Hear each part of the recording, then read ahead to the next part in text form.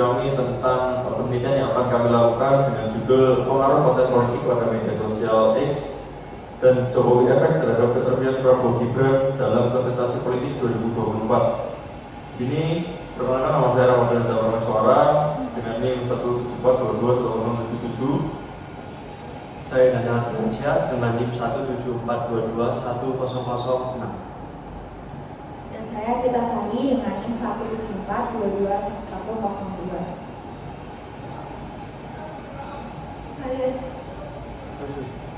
Saya Didi Faizufa dengan NIM 174221009. Saya Ryan dengan NIM 174221004. Baik, bagian pertama yang akan kami jelaskan adalah bab 1, yaitu pendahuluan yang akan dijelaskan oleh Dini.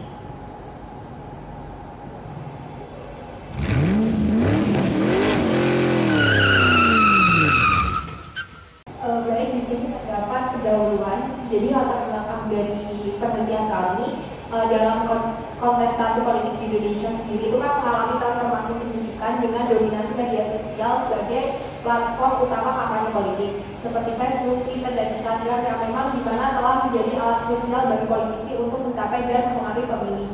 Dan pemilu 2024 sendiri itu kan menampilkan pasangan Prabowo dan Gibran sebagai fokus utama dengan faktor seperti durasi, paparan konten politik di media sosial, dan juga jenis konten yang dikonsumsi sekaligus fenomena Jokowi efek yang berpotensi mempengaruhi elektabilitas mereka.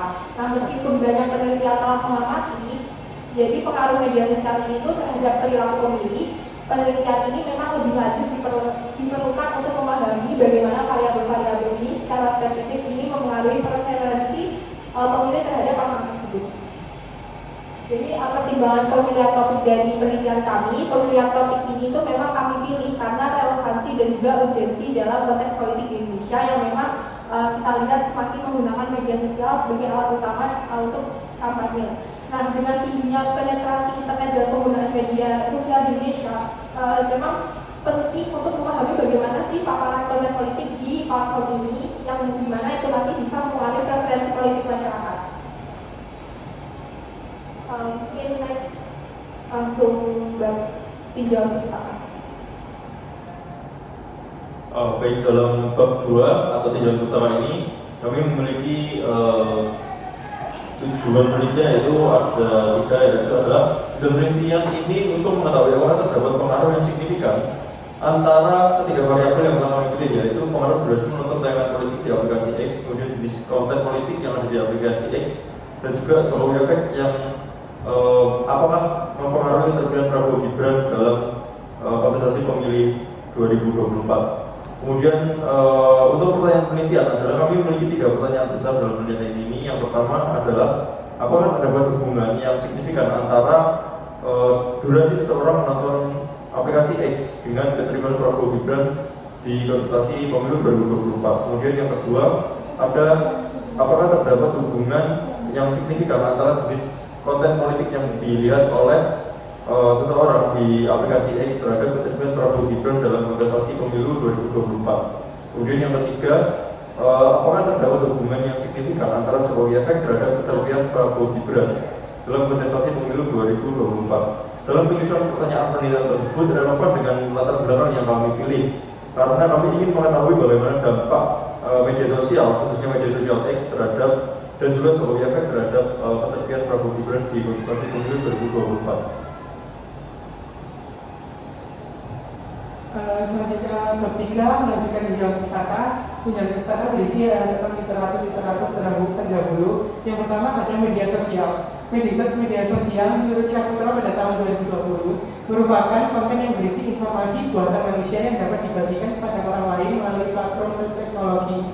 Media sosial juga memfasilitasi komunikasi, pertukaran informasi atau aktivitas bisnis antar pengguna lainnya. Kedua, ada media sosial dalam bidang politik. Personal branding yang dilakukan politisi di media sosial membentuk citra diri masyarakat dan mendorong perilaku komunikasi politisi. Rahma tahun 2021 mengatakan media sosial memberikan peluang untuk mempromosikan diri sebagai merek dengan biaya rendah, keunggulan inilah yang dimanfaatkan para aktor politik untuk menciptakan personal branding. Ketiga, kelemahan media sosial menurut Hayat tahun 2021, mengatakan kelemahan media sosial disebabkan oleh peraturan sensor pemerintah.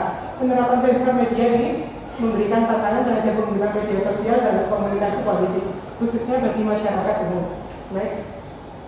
Keempat, ada kepemimpinan politik. Kepemimpinan politik adalah proses di mana seorang individu atau kelompok mempengaruhi dan memandu masyarakat atau organisasi politik menuju pencapaian tujuan bersama.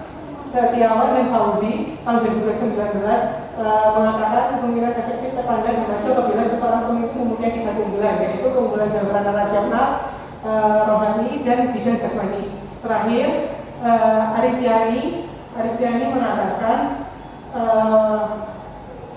Jokowi dikenal sebagai pemimpin yang sederhana dan populer. Penggunaan media sosial yang dilakukan Jokowi menjadi media kampanye dan menampilkan hasil kinerjanya, sehingga muncul perkataan Jokowi efek, yang artinya istilah yang digunakan untuk menggambarkan pengaruh signifikan yang dimiliki oleh Presiden Joko Widodo terhadap persepsi publik dan keputusan politik di Indonesia. Next.